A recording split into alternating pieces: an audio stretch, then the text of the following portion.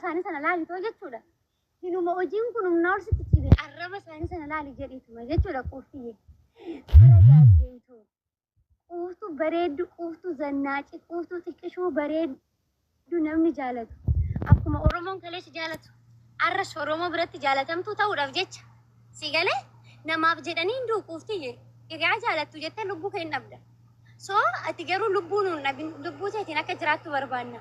Garuu warra gadi si xiqqeessa turan warra kaayyoo odooti kaayyoo qabdu akka dubartii kaayyoo hin qabne odooti uffattee bareeduu dandeechu odoo nama akka uffattee bareeduu hin dandeenye si godhanii si xiqqeessanii miidiyaa irratti suura keessaatti 24 laxxafanii sirraasaa tura sanaaf jettee hinuma hojii sitti cimuu dhiisee jechuudha kuftula. Haqiimii kee ol sitti cimee. Kana booda rakkina kee fiddee miidiyaa kanarratti hin odeeffatin. Isa tokkoffaadha kun gorsa obbolummaa lapheedhaan dhaggeeffadhu. Isa lammataa dammoo namoota gurguddaa sitti dhiyaatan qabadhu. Shikuftu nama gurguddaa sitti dhiyaatan qabadhu. Sababni isaa odoo ati quuftuu kaleessa tiiktookuma baatee wixu jechuu dhiiste nama gurguddaa sitti dhufan qabattee jiraatte bakka wayiitti baay'ee si gargaaru turan. Rakkinni kee amma tana miidiyaa ba'ee namni hundumtuu kan haasa'uus beeku kan haasa'uus beenne quuftuu irratti abbaa ta'uu hin danda'u ture. Si galee labbuu sanaaf jettee nama gurguddaa sitti dhufan giiftara jechuudha kooyinii takka sii kennan ofitti saabi ooloo deebisiif haasofsiisi karaa keessaa. Sababni isaa gaafa rakkatte isaan ture faasidaasan ijoollee sirriitti si gorsuu danda'an ijoollee biiftuudha ol dandeettii qaban warra waa'ee keetiirraa dubbachuu danda'a siif quuqqamanii tira sooshaal miidiyaa irratti ajandaa si godhachuudha odoo hin ta'in siif quuqqamanii rakkinni kee rakkina isaanii ta'ee sitti dhiyaachuu barbaadan ofitti dhiyeessi. Isa lammataa immoo gaabeeriin quuftii abbaa barbaade miidiyaa kanarratti as qayyabsiisi. Maatiin waa tokko dhuftee dhiisisiin jennaan dhiisi mikinaatu karaan ishiin deemtu sun karaan ishiin deemtu quuftu ana kinoo dhaabee tasiin naga'e. Simmoo anaa ol dhaabee bakka guddaadha si ga'a. Waa dhiisisiin jennaan dhiisi waa siin jetteef qabdi.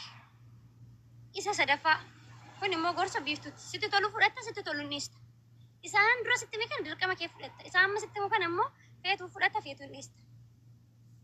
Hojii keetirratti abbaa barbaaddeef jettee gadi jechuu danda'e ol abbaa barbaadde mukatti ija mukatti dhaabuu dandeessa. Hojii keetiif jettee garuu udaan namaatu hin arta. Waan biraa miti. Sila kanaafu gaaris yaraas isa sitti dhufu hundumaa ilmoo dubartiiti quuftii akkanatti ofitti hammadhu rakkina kee akkanatti hammadhu. Hundi keenya miidiyaa irra baanee utaallee kofallu rakkina karaa keessaa qabna.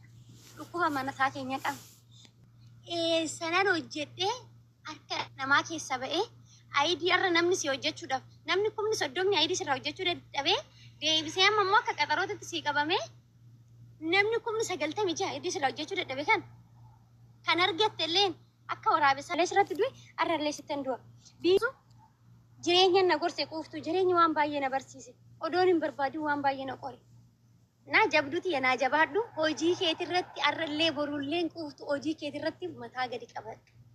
Si galee sooshaal miidiyaan tuni ooma si fayyadu buchoo warri irra si jaalatan kuni kaleessa ajandaan takkitti sirratti kaanan odoo nama quuftu ana si gadi baheetu si arrabse dhufanii maal naan jedhu beektaa dhugaa jette biiftu micayyoo sun baala jedha siin jedhu yoo nan immoo dhufeetu asitti quuftu akkana godhi siin jedhu dhugaa siin jette siin jedhu ilmi namaa akkasii akka boo'i bishaan ija jallata quuftii. Ati dammoo jireenya keetirratti ilma namaa wusaanii hin gochisiisin. Si galee ilma namaa akka jireenya keetirratti wassanu hin hayyaminiif. Ofii keetti wasanuu mokkoolu. Ofii keetti tachaa tiktokii keetirra baatee tasinannaa hojjetatta. Garuu juuma 5 juuma 6 mataa kee gadi qabadhu hojjedhu warra immoo kaleessa jechuudha suura kee laxxafatanii kan kanarraa nafe immoo job yenee qonjo ooma galatan qabu. Innaa amma immoo amma 7 tiktokii irra baay'istee hin dhufin ishee akka tiktokii qabdu madaamii teetitti nagarsiisin. Ijoolleen Oromoo si wajjin hojjetan yoo jiraatan immoo ijoollee Oromoo yoo kasi beekan ta'e malee yoo kasi hin beekne ta'e tiktokii keetti nagarsiisin.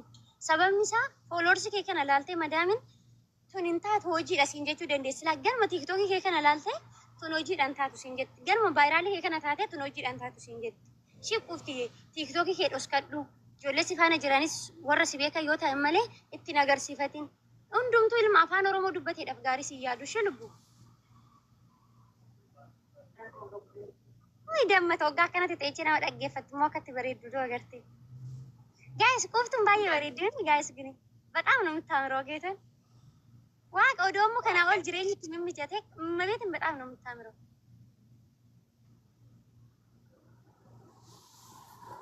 ጌታን ዱባይ አዲስ ተቀበልታት እንደ ዱባይ ዋቀው ወደ ዱባይ ሩት ሄዳ ሲጀምር ወጅን ተኘጂ ና አብራብረውን ነጥ ዋቅ ጋቢርን ዱባይ ብትመጪ ወደ ዱባይ ጅራቴ አማከናውንም ተከቲኑ ቆባኖሽን ተቆሽላ ዋቅ Asiko kuti yasi jolle kenya bira hojii galtam cinqatiin qabu asitti nama hojii taate jednaan jechuudha suuqii sii kennu naate akkuma biree suuqii banee naa kenne kana tokko immoo suuqii banee sii kenna guyyaa hojii keenya hojjetachaa ollee galgala walitti galuu dandeenya sii galee rakkoo hin jirtu garuu immoo bakka amma waan tokko mijeeffattutti achuma naa taa'ii obsi malee odoo Dubaay jiraatte rakkoon kun hunduu sun hin dhufu hojii kee hojjetattaayyuu sii galee amma immoo namni hundi ni bakka innufte geetan innufta tuni waan guddaa miti Dubaay dhufuun ishee ani waraqata godha lagannaan bar of hin dadhabu wanti na rakkisu jiru haadha koo qofi wallahi ila qofti yeet mana madaalti waan ta'e rakkina godhas gadhee gargaaranii ture haadha koo malee ani homaa waan rakkisu waraqata godha lagannaan haadha koo qofi maamin ta'u illee nyimsi jabba nama tokko wanti na rakkisu sun jiru haadha koo immoo yoo kamiin ta'e hin dadhabu lagannaan waraqata godhichitiidha malee waan Oromoo naatti wal nyaatti sin jiru wallahi waan daaku galatoomaa isin jaalladha yoo sinaas engaa waan ma jirtu naatti ni warri nama jajjalata waan jedhanii komentii nama barreessalaa rabbi keessa si haa olu quuftuti yaa sin jedhu ameen jedhiin ishi jamman namni haadha ofii jibbun jiru bargaruu ansiidhaaf jiraadha irra caalaa jechuu barbaade ishii iddoo jiru yaa haadha teetii jiraachuuf illee qabda ishii ati garuu ifama ishii biftu wallahi laazim rabbiin kan jennataa la ani siduu bana kun qufti yaa komentiin cufadhe wallahi viidiyoo kadeessa sana dhaqi ilaali wallahi nama kun saddumii illaahi godhe komentiin cufadhe komentii jara dubbisuu na jibbisiise wayyoo tu anootuun qabadhe anis kana qosotu jibba garuu yaaduma isiniif haa ta'u nama meeqa taadhaan qabdu jettee kun sobde malee shaarmuxaaf namni naan jennaan milikkituma sagalee si gadhiise malee isin rifachiisuun barbaadu warra yaadaan qabne jechuudha milikkituma afaan iyyuu isin haa ta'u nama haadha kootu immoo irratti hidhoo malee dhiisu ana illee waan barbaade jedha haadha ta'e miidiyaa irratti jedhanii naadhe gadda namaa keeyitti kun haadha isaaf ta'uu naa jireenya bichuu sin akka faanaan waraabee gadhiifadhee seenaa isinii ta'a anarraa immoo barumsa fudhadhu yoo badiinatti dhufes yoo keerii ta'es yoo ajaateen irraa gora yoo gaarii dalage immoo barumsa irraa fudhattu warra hin qabne immoo dhiifama wallahi komentii iyyuu cufeeraan komentii keessan dubbisuu iyyuu na wanti hin ta'e akkasii biiftu atilleen sirraa kaasee dhiifama ishii wallahi atillee waan hin qabne